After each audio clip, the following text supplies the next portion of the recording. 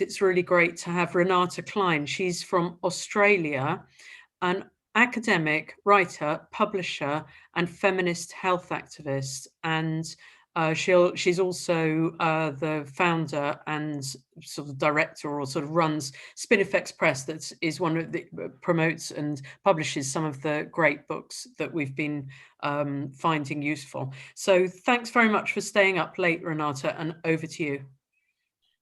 Thank you very much, Joe, and thank you very much to everybody who's talked.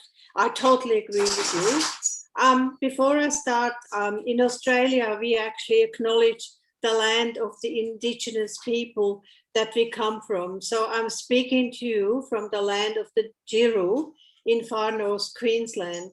And the Giru have never conceded their sovereignty to the white invaders. So I thank the Giru elders, past and present, for allowing us to actually live in this wonderful part of the world. Whatever way we look at surrogacy, there is only one conclusion. Surrogacy in all its forms, for money or for love, is a fundamental human rights violation of the birth mother, the egg provider, and the resulting child, if there is one. Despite being cleverly marketed as a compassionate and noble way to help infertile people, surrogacy is a deeply exploitative and callous way of reducing women to breeders. We are nothing but empty vessels or spare part providers to produce children as commodities for those with the power to pay. It's obvious that we have to abolish surrogacy. All of it, and everywhere in the world. But how do we do that? What strategies can we use to abolish, or at least slow down, this cruel sale of human flesh and misery? Let's start with the extent of the problem that we are up against. An internet search for, quote, global surrogacy clinics tells us that there are more than 8 million clinics around the world that offer surrogacy services. They're hard at work to advertise their services in order to attract more and more well-off baby buyers from every corner of the world. This is where our strategies need to start. We need to decrease the demand for surrogacy. Question: how can we change the behavior of selfish people who think there is absolutely nothing wrong with paying a lot of money to a fertility clinic so that an unknown woman who receives only a small part of the money they pay will grow a baby for them and then relinquish it? Or asking a friend or relative to do the same for love and expenses. Before we can reduce their number, we need to know what motivates these people to engage in such deeply unethical and indeed criminal behavior. So let's firstly talk about infertility and the desire for a child. It is true that infertility is increasing in part due to the fact that at least in Western countries, women are postponing having children until their mid-30s, and men's fertility is impacted by pesticides and other toxins in plastics. And sadly, we all know women who truly believe they are not complete until they have given birth to a child, or that they and their partner cannot be a family without their own child. This desire, of course, starts being created when women are little girls and are given dolls to play with. In other words, in our patriarchal world, women are socialized into automatic prospective motherhood from a very young age. Just watch any kind of popular film or TV program and hear the over-the-top shouts of happiness when a woman announces her pregnancy, her family. So-called child-free women who have chosen not to have children are frequently viewed with suspicion or deemed heartless. Women over 30 make up an increasing number of IVF clients. Often after 10 or more IVF cycles and reaching age 40, their chance of a baby is close to zero, and the IVF clinics are about to lose paying customers. This is where surrogacy comes in handy, as it presents another business opportunity for IVF clinics to not only not lose this particular client or couple, but to in fact add 2 new clients, the so-called surrogate mother and the egg provider. 2 much younger fertile women who might increase the clinic's low success rates from the low 20s to maybe the high 20s. It is hard to convince involuntarily childless women and their partners that it is time to stop rather than embark on another trip that entails exploitation, harm, and commodification of two women. Going through multiple IVF treatments has been likened to being a hamster on a wheel. Once you are on the treadmill, it is almost impossible to stop and bury the dream of a biological child. Many women see quitting as a personal insult and evidence of a lack of commitment to the idea of family. Don't ever give up. Whatever it takes, continue. If the bank balance allows it, or you can raise a new mortgage. It is exceedingly difficult to argue with desperate and often also very entitled people, but try and convince them we must, perhaps by appealing to any sense of fairness and ethics left, to not wanting to cause physical and psychological harm to unknown women, to not see babies as commodities that can be bought and sold, and to remind them that we all have deep-seated desires and experience pain and loss when they can't be fulfilled. We can't all get what we want. It's tough love, but it needs to be said. We have to get to the point that friends of people contemplating abusing women through surrogacy turn to them and ask, astounded, surely you would not want to be known as exploitative baby buyers just because you can afford to pay for a child. Apart from infertile heterosexual couples, a new category of clients is aggressively driving the growth of global surrogacy services, well-off gay men. Having achieved marriage equality in many Western countries, the heterosexualization of gay men continues. First, a lavish wedding ceremony, and after that, a cute baby or 2. There are plenty of gay celebrity couples around. Just Google gay celebrity dads, and you will find dozens of them, including tales from their divorces when their children become contested goods, just like in heterosexual divorces. We need to remember that as men only produce sperm, for 2 gay men to have a baby that has half of their own genes, they always need a birth mother and an egg donor. So the exploitation of 2 women is guaranteed. It is quite amazing to see that some gay men take it for granted that these women will service them to fulfill their wish for a biologically related child. It is a perfect example of man's dominance and women's subjugation in patriarchy, and is deeply ingrained in society. Talking to an unknown woman at the surrogacy conference about the harms of surrogacy, she agreed with me, but then sighed and said, but what about gay men? How else can they have babies? Put differently, in the 21st century, it is now a reasonable proposition that gay men, quote, have babies, their own biologically related children, in order to alleviate their, quote, social infertility, and that women have to be service stations to procure these babies for them. Again, we have to be brave and ask them how they can justify this form of reproductive prostitution, and to remind them that there is no right to a child in any UN convention or elsewhere for anyone, gay or straight. And no, this is not homophobia. This is justified concern for the safety and dignity of women. Fortunately, there is a small but increasing number of gay men who speak out against the practice of buying babies, notably Gary Powell in the UK. We need to find many more gay men in our countries who support radical feminists in our quest to abolish surrogacy. Unfortunately, our task to convince heterosexual and gay couples to refrain from causing misery to women is made much harder because of the existence of so-called middlemen.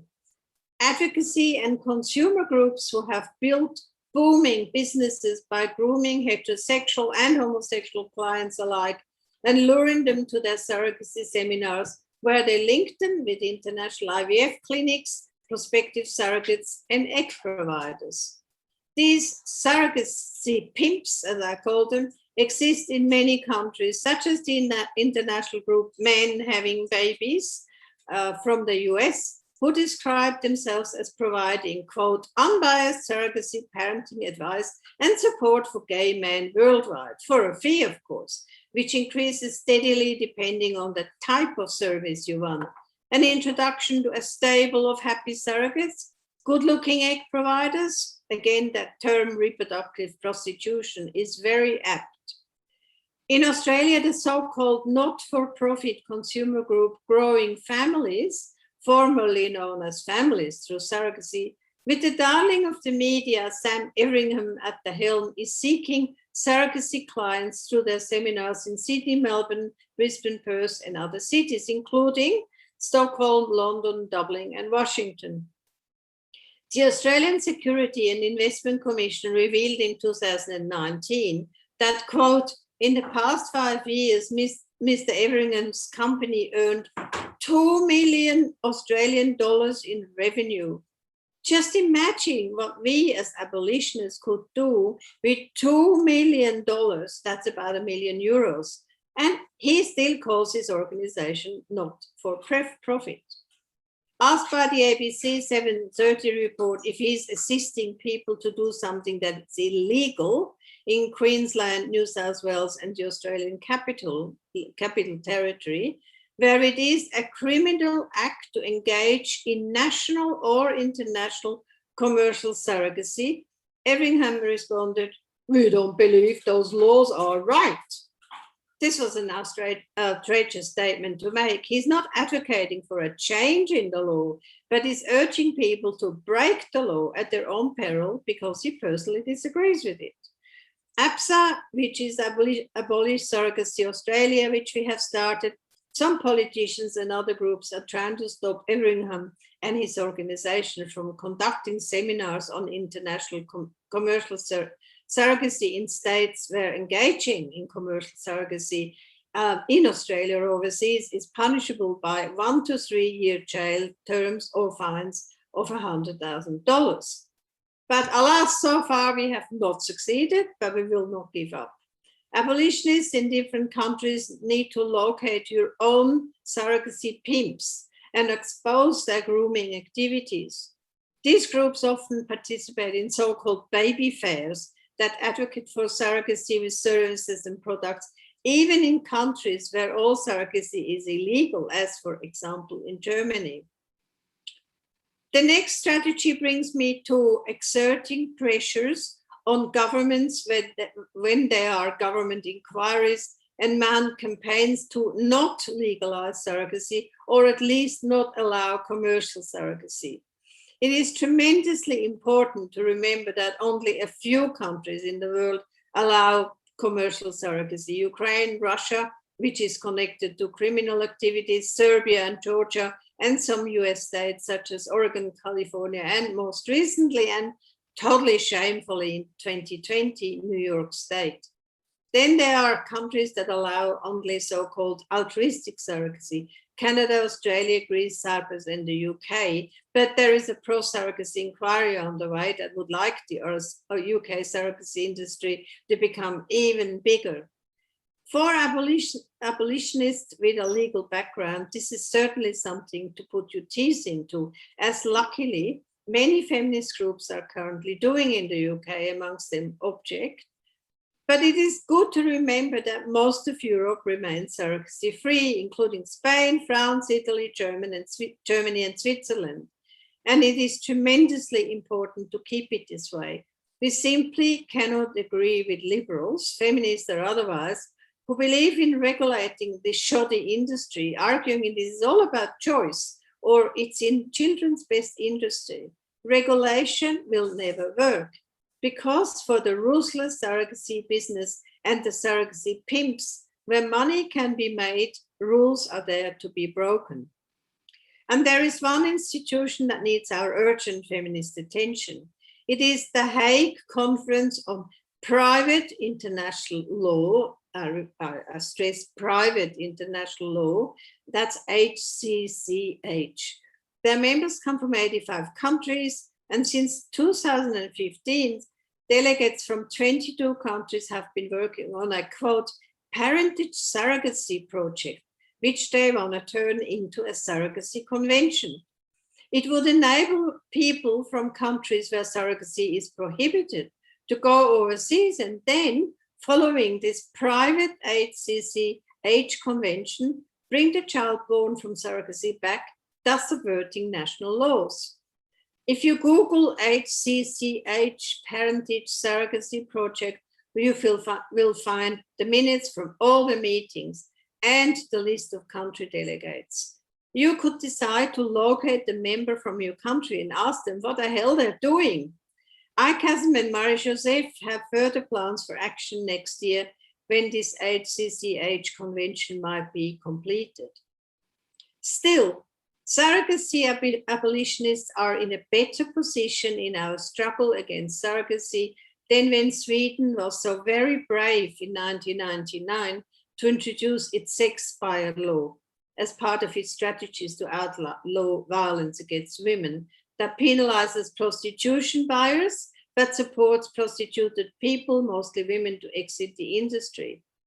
Habits can be changed, and today's young Swedish men appear not to think anymore that paying for sex is cool. We are also quite well organized. Since the 1980s, we have had FINRAGE, the Feminist International Network of Resistance to Reproductive and Genetic Engineering. Since 2015, we have Stop Surrogacy Now, that started in the USA. We have ICASM, as Marie-Josèphe mentioned, in France. We have Stopped Leihmutterschaft in Austria, APSA in Australia, the Swedish Women's Lobby, and many more groups. And we have books, Casa Ekis Ekmans, Being and Being Bought, My Surrogacy, A Human Rights Violation, and Broken Bonds, Surrogate Mothers Speak Out. And later in 2021, we'll have the new ICAM's international book against surrogacy. So we can all work together jointly and separately with actions to try and stop this human rights violation.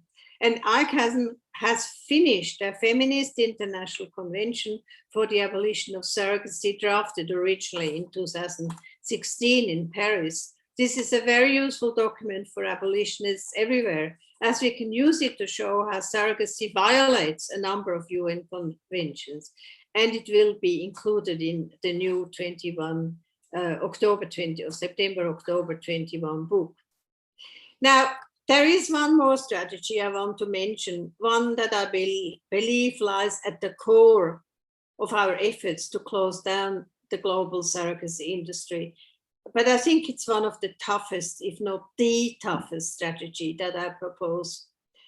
It is that we need to stop women from engaging in surrogacy as so-called surrogate mothers of egg providers.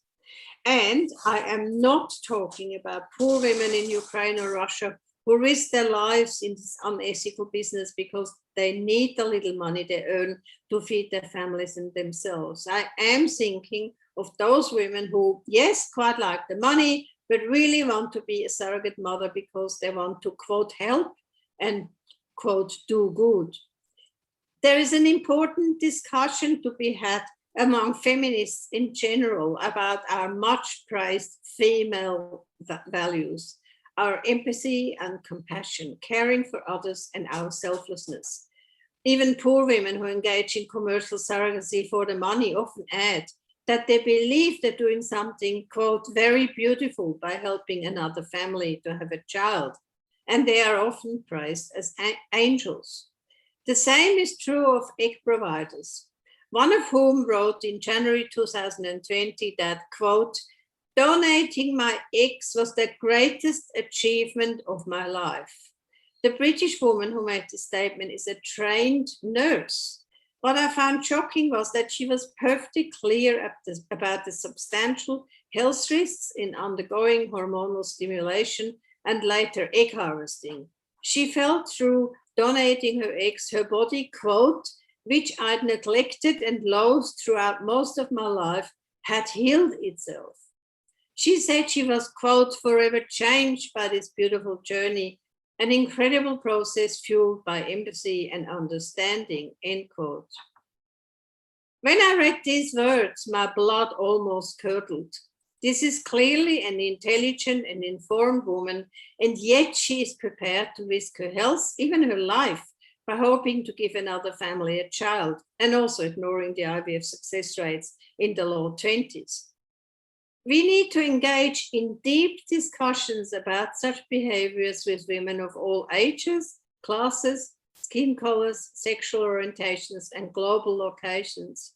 We should ask questions about whether feelings of empathy and compassion that end in action where you are expected to damage your short and long-term health or even your life and the well-being of your own family who might lose their mother and partner are ever justified.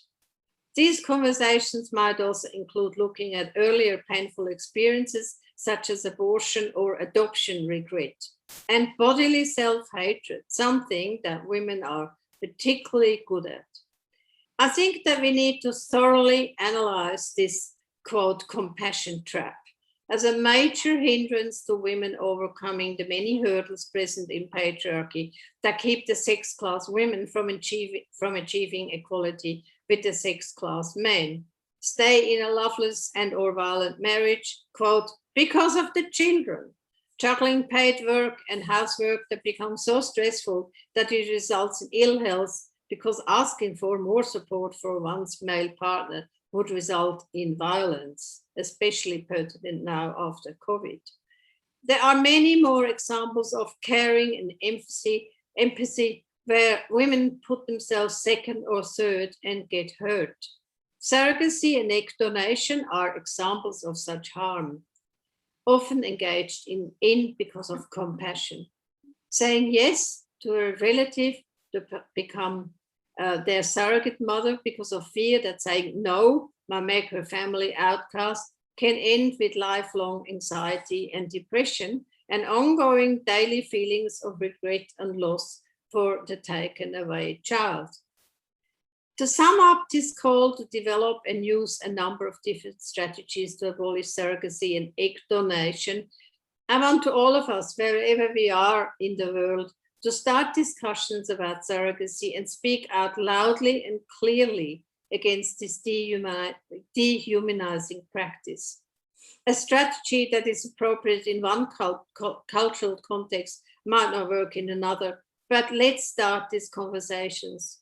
We all have different skills that we can use, from planning a protest action to writing articles and books to making films, or simply to engage in conversations about surrogacy with neighbors and friends. If we work in our networks and act together, I think we stand a chance to stamp out this scourge, even if it will be 2 steps forward and 1 step back, and take a very long time. Yes, it's just the 3 books that I mentioned, The Being and Being Bought by Kaiser Ekis Ekman, my book on surrogacy, and The Broken Bonds, which is a very important book because it brings together pieces by women who were surrogates and egg donors, and they wrote them themselves. It's a harrowing book to read. And Eva Maria Bachmann, those of you who know her from Austria, has also contributed quite a lot of stories from Russia and Romania.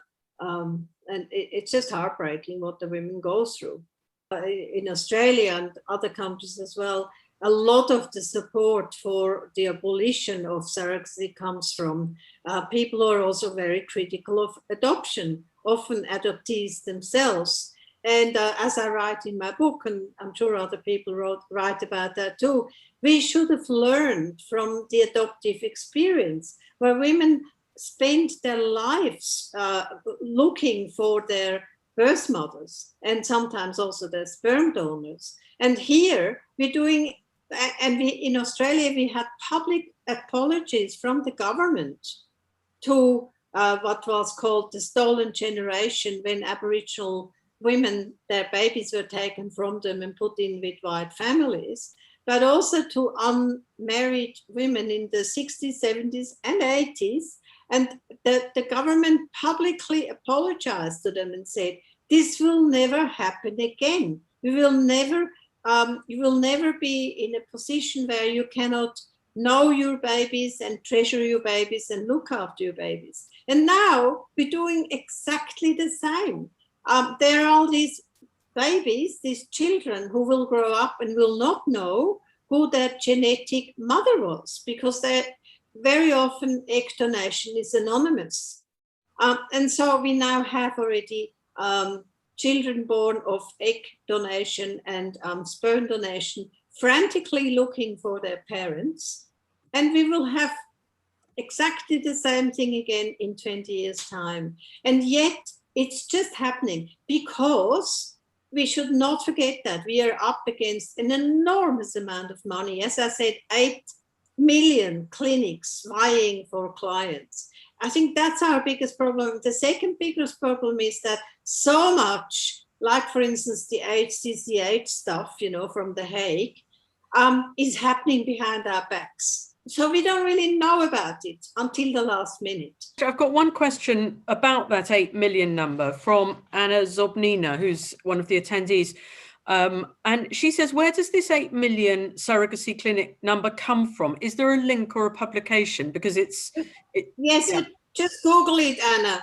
Just Google it and you come up with it. If you just put in, what did I put in? Surrogacy clinics or something, and it will come up.